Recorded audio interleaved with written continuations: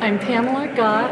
I live on Vashon Island, and we have had so many more problems with the ferries recently. When I first moved here, they worked well, but just a year ago, there were some problems just because things were so crowded. And when it went to a 2-boat schedule instead of a 3-boat schedule, I was coming back from rehearsals from over in Seattle to get back to the island, and I'd get there in time to catch a ferry, and I'd have to wait an extra hour or two for at least 2 other ferries to be able to get home because they were so crowded and they didn't have room. They kept taking southward people instead of people going to Vashon and stuff. But we thought that was bad at the time, but now it's reached the point where we do travel some, and if we need to get to the airport, we don't dare rely on there being a ferry going first thing in the morning that would get us over there in time to catch a flight and know we'll make it. So we have had to go over the night before and stay in a hotel and spend about $150 or more to stay overnight because we've got to be sure we can catch our flight to get where we're going. We travel to conferences, and we're going up to Canada soon and stuff, and it just means you can't rely on the ferry to get you where you want. And almost every day, we have to go over to Tacoma for things, and they say, oh, well, it's not running now, or they've stopped at 6 o'clock and there are no more ferries the rest of the evening. So it's just really very distressful that we can't count on the ferries being there when we need them. We love them. It's our only way. We cannot drive around like people in Bainbridge. We're on an island and there's no bridges there. And we only way on and off is by the ferries, either to Tacoma or to Fauntleroy, occasionally to southward, but mostly to Fauntleroy or Tacoma. And they're just not totally reliable anymore. And they're down to 1 boats oftentimes. And it's just very distressing. Yeah. Thank you. Thank you. My name is Beth DeGruin, and I have lived here since 1976. I have been on the ferries many times. There are 50% of the people here that need to commute to work off of Vashon Island and back 3 to 5 days a week. And for the last 6 years, the ferries have been extremely difficult. Even before COVID, there were problems with scheduling, and since COVID and the lack of continuity in the entire ferry system, it makes it impossible for people to have control over their daily schedule because the ferry has no schedule. This is unreasonable to ask people to do this.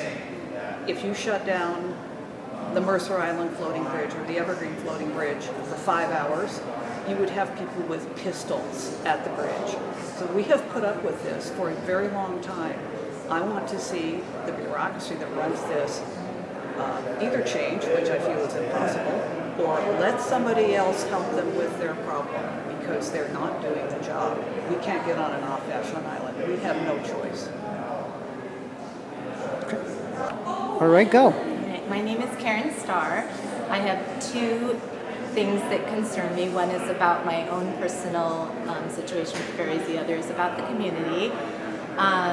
The community one is my greatest concern after living on the island 55 years is when the ferries are not running and our EMS service relies on them. Particularly on Sunday, August 20th, my family had a car show expecting 200 to 300 cars. And the boats were not running on the north or south end, which impacted our car show, but that is neither here nor there. What was really frightening was to think our ambulances would not have been able to get off the island that morning. We have helicopter service, but if there's fog or bad weather, the EMS is stuck, and that is frightening. I have a family member who's had 3 cardiac arrests, and the EMS is very prompt here, and the ferries are important to that. The second thing is my personal commute. I'm a special education teacher in the Highline School District. My school's only 25 minutes off the ferry. I leave my house at 6:15 in the morning to get to school at 8:15. That's just part of living on the island. But the afternoon commute, I leave my school at 4 o'clock. I get to the boat by 4:30, and the 5:15 boat always overloads, which leaves me and the other commuters in long lines at Fauntleroy Way waiting for the 6:15 and 6:35 boat. running a little bit behind and 25 minutes. I arrive home at 7 o'clock, so I potentially leave my job at 4 o'clock, have a 25-minute drive, and get home at 7. And I do realize I choose to live on Vashon, but I have lived here for 55 years, and our family business is one of the 3 oldest on the island. It's been here since 1951, and I don't want to move. We pay a lot of money for our ferry service, and I would really like us to get back to 3 boats for safety and for a more normal work day. Thank you. Thank you. Great. Go. Hi, my name is Pam Round. I've been living on Vashon about 7 years. And in the last 3 years, living on Vashon has become close to impossible. As a self-employed person, I have to go into Seattle several times a week. I'm supposed to be going in 3 or 4 times a week, but I can't do it because of the ferries. So I lose between 10 and 20 hours of working time a week, waiting in line.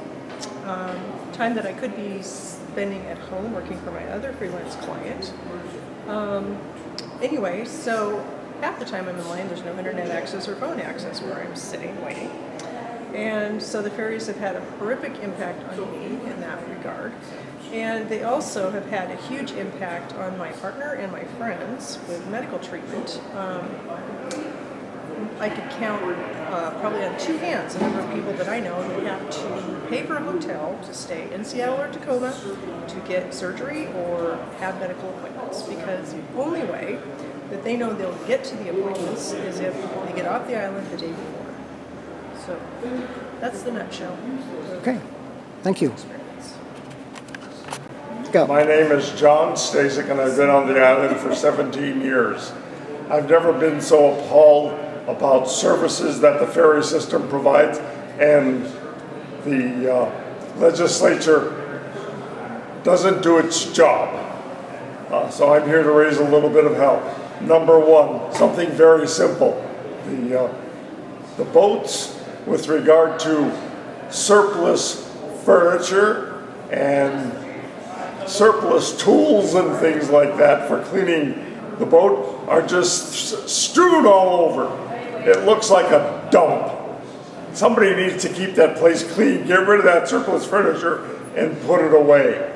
All right, number 2, the ferry system has to learn how to communicate with the people who use the ferries.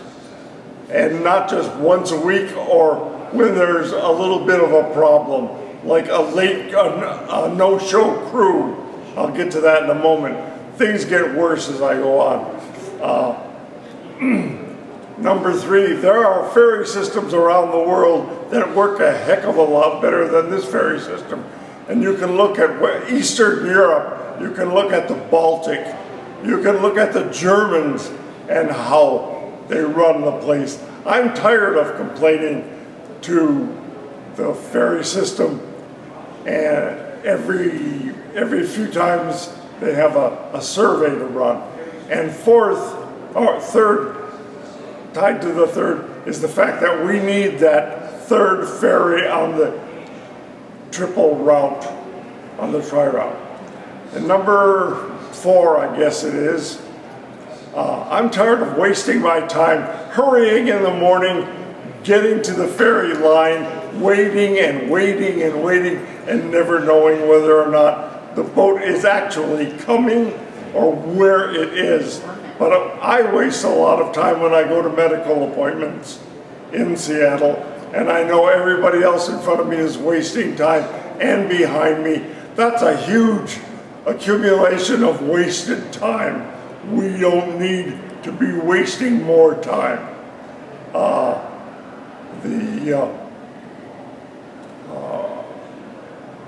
And finally, I have to say, with regard to these crews that don't want to show up, if you're a crew member and you have a contract and you have a job, you have a responsibility to show up to work, period. All right? People depend on you. The legislature needs to sit down with that damned union and fix the problems. All right? These are my points, and I'm sticking to them. And I will hound everybody as long as you give me a forum. Thank you. And I first am speaking for all educators. I've been a teacher for many, many years, and I work off island. And I want to say that what is more valuable than teachers who teach children, and most of the teachers I know, like myself, work in districts where there is almost 100% free school lunch programs, and we are working with children who are in desperate need of a good education, and that is our commitment, our dedication. And we cannot get to schools on time, nor can we get the rest that any educator needs who's giving his or her time to work with children and young people, because we can't get home.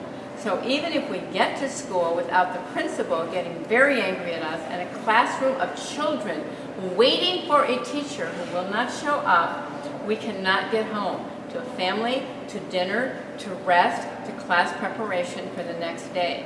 This is a highway. This system is supposed to facilitate people getting to where they need to get for emergencies, for medical appointments, and for employment. I cannot stress enough the frustration it feels. I happen to work in the refugee and immigrant community with children and young people who have experienced radical and painful trauma. They need good education, they need support, and I cannot get there to give them support for only one reason: because we have a broken, dysfunctional, and unreliable ferry system that is hurting our health and well-being, and by extension, the well-being of countless children and young people in schools all over this county, because teachers who choose to do this work that is needed off island cannot get to work, nor can we get back in order to rest and renew ourselves for the next day, where again we can't get to work, nor can we get home. And if this system isn't fixed, then it just keeps the breakdown of this county and this culture going and going and going until there's more and more breakdown, because that's how this cycle works.